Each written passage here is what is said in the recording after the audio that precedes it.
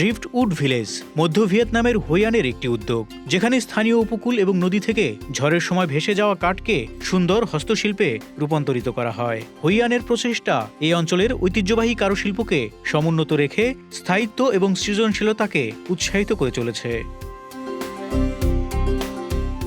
স্টুডিওতে দেখা গেল প্রাণী এবং স্থানীয় লোককাহিনী দ্বারা অনুপ্রাণিত ভাস্কর্যের একটি অত্যাশ্চর্য প্রদর্শন, যা মুগ্ধ করে আগত দর্শনার্থীদের। এছাড়া কারিগরদের সরঞ্জাম এবং সূক্ষ্ম হাত দিয়ে ড্রিফটউডকে শিল্পে রূপান্তর করতে দেখা গেল। ড্রিফটউড ভিলেজের প্রতিষ্ঠাতা লে নগক থুয়ান বলেন, প্রতি বছর ঝড়ের সময় প্রচুর কাঠ সমুদ্র সৈকতে চলে যায়, যা সমুদ্র সৈকতকে নোংরা করে তোলে। তাই পর্যটকদের আকর্ষণ করার জন্য সমুদ্র সৈকত পরিষ্কার করার ধারণা আমার মাথায় আসে। ঝড়ের সময় মূলত আন ব্যাং সমুদ্র সৈকত এবং থুবন নদী থেকে সংগ্রহ করা হয় কাঠ।